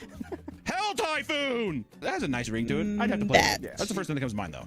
Something simple. Hell Typhoon. It makes you a better player, I think, if you scream something. It gives you more energy. Would Titty Twister be good? I think so. If you're like a bro. Titty Twister! You do that boom here, and then you go up and you try to like titty twist your opponent. He's like, ah! I saw a really cool Beyblade. I think it was a 3-for-all with 3 of them. But he got shot out, and he got launched into the air. But then he came back down and hit them both when they got out. It looked not explaining it. Cool. Some Beyblade locals are teaming with main character energy. One man who went viral online is seen fitted with leather gloves and taking a dramatic deep breath before his final match with a player who goes by Super Dragon Zord. Of course he does. Of course he does. Dragon. I knew I had to face him someday. After losing, he shook Mr. Zord's hand. After the winners congratulates him, he lets out his most powerful anime voice as he declares, "I won't lose next time!"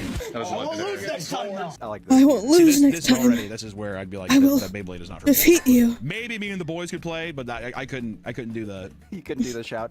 I couldn't do the public competitive scene. I don't think so. It's a show, though. It's kind of like WWE. It's like your kayfabe, you know? I guess that's true. Maybe if I'm there and I get into it, maybe that's a different story. I don't know. For the most part, the Beyblade resurgence has been a very positive and exciting thing. But what's a fun child's hobby without scumbag scalpers looking to make a profit, right? Because they're always got to be there. While scalping has always... I don't understand how you would get a profit from this, though.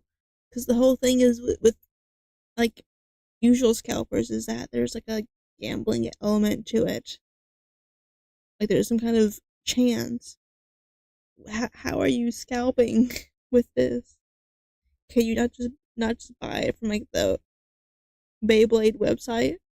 Existed in the scene, it has become a much more noticeable problem because of this recent boom. So much that, similar to what happened with Pokemon, it is actively deterring people from wanting to continue playing. Fans have begun making impassioned pleas to not notify anyone if they see Beyblade products in stores for the fear of alerting potential scalpers. Unfortunately, stores are now being forced to lock Beyblades behind glass to avoid shelves being bum rushed the moment they fill back up. Tactics like this also prevent scalpers from stashing tops underneath shelves, just like they did with Pokemon cards. And in parts of Asia, Beyblades, and specifically Beyblade X, are nearly impossible to find in stores now. Scalping in Beyblade scene has gotten so bad that tournaments are actually banning rare tops that have become nearly impossible to purchase thanks to their behavior, feeling like it goes to the very few owners of them have an unfair advantage just because it's impossible to get. The sheer passion that Beyblade scalpers have for making a quick buck off children's entertainment is downright sickening. Numerous people have reported watching grown men rip Beyblades out of children's hands just so they can add one more to their online inventory, which what the fuck else is new? How many times have we heard that? Fucking Stanley Cups, anything where someone can make money, like, don't even bring the kids now. If anything, which is fucked up to say, but it feels like it's becoming a thing where if a child wants a toy or something, just like,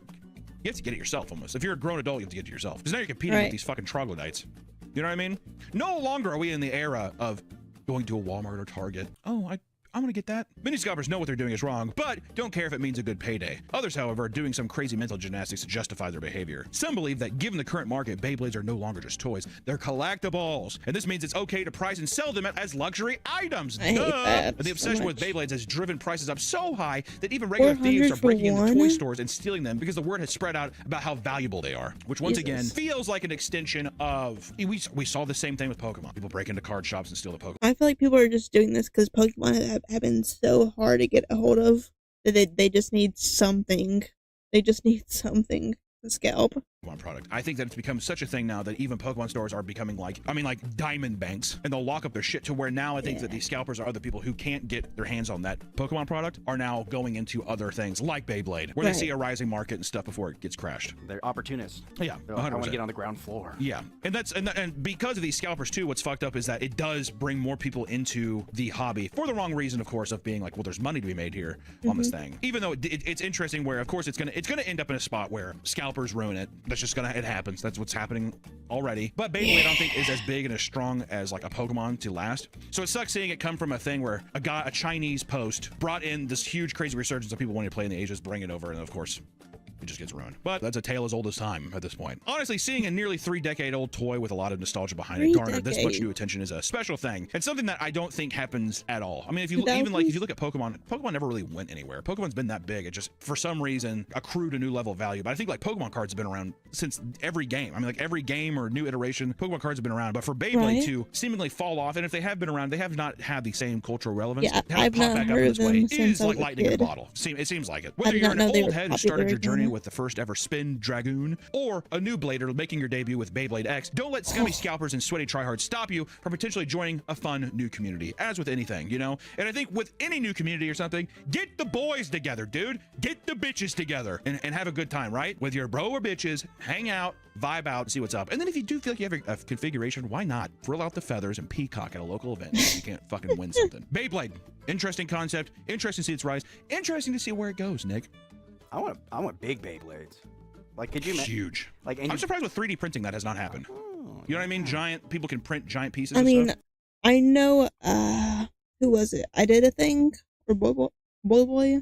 They made like a huge Beyblade, didn't they? Like a few years ago, and that thing was that was scary because it was just a metal spinning wheel. It probably has somehow. I saw some, they weren't actual Beyblades, but they're like machine parts. They're like this big. Some guys just spun them, and it was like an oil. And it, I've seen that, yeah. If it got to that big of a thing, it becomes like robot battles, though, I think. It teeters into that. I don't know. You know what's the interesting thing about Beyblades, too, is it does seem like if you have an old one, that is kind of a fun collectible. I like something that it's that tangible, and you're meant to just like bash it into something. Yeah. That's kind of sick. It really does become a gladiator or a racehorse. Yeah. Where it has its time.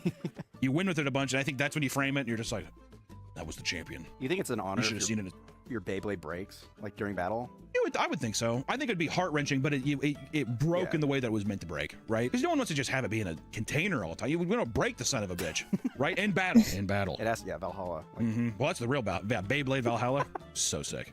That's our video today, guys. Until the next one, we will see you in the next one. Hell yeah. If you collect Beyblades or play the game, let me know down below why. Let me know why. And yeah. If you haven't already, subscribe, like, and comment that down below. And until next time, bye. Wow.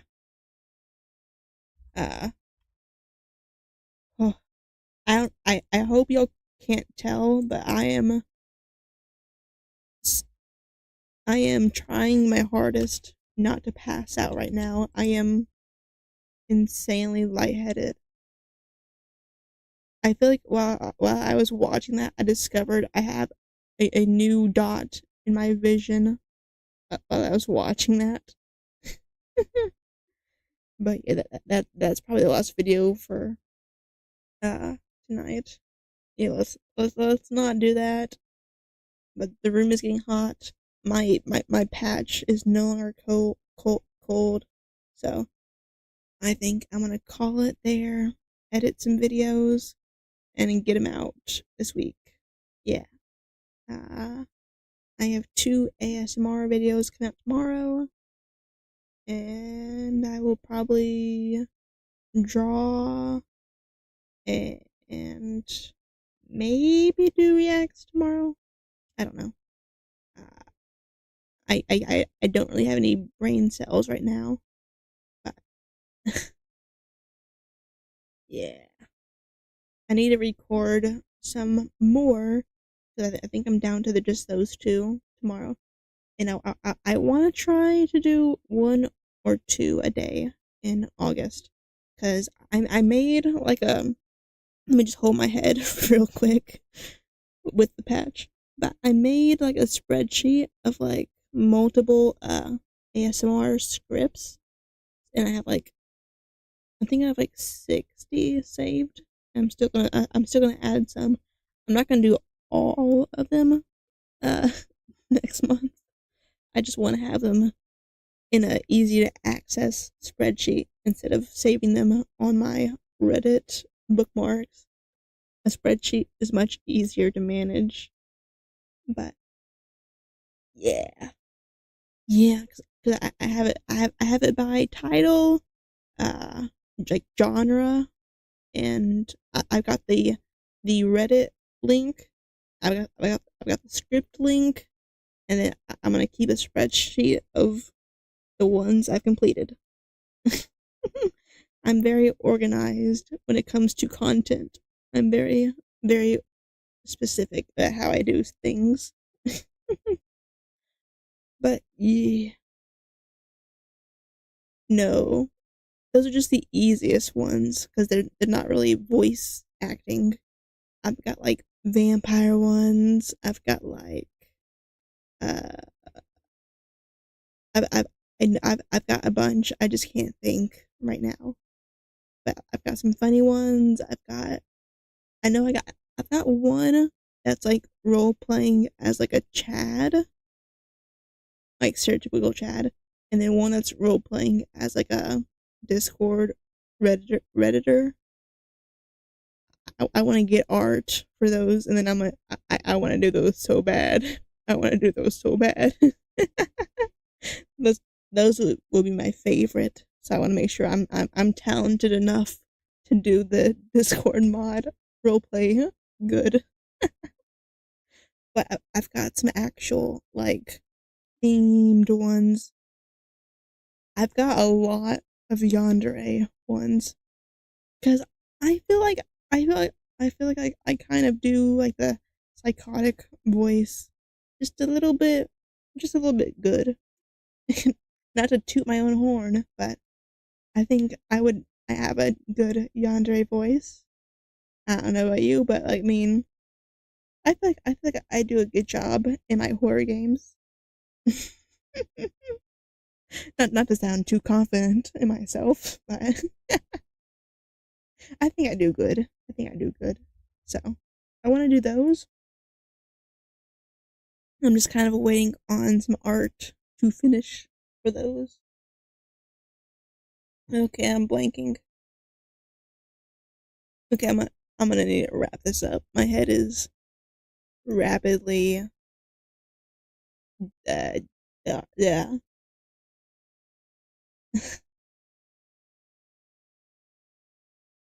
I,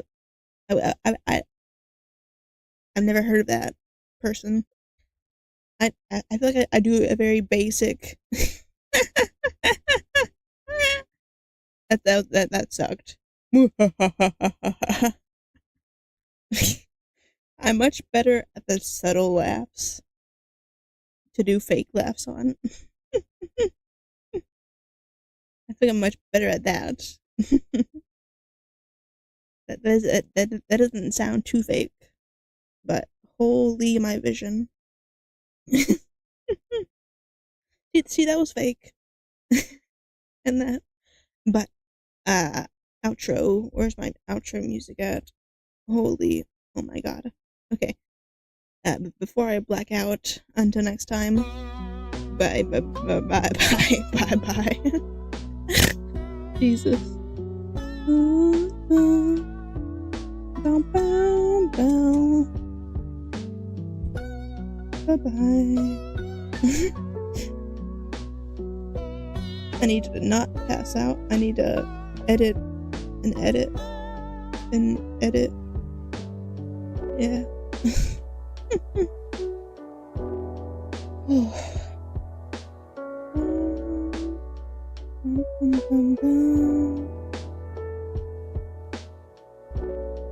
Until next time, bye bye. I need to get some sleep. Bye.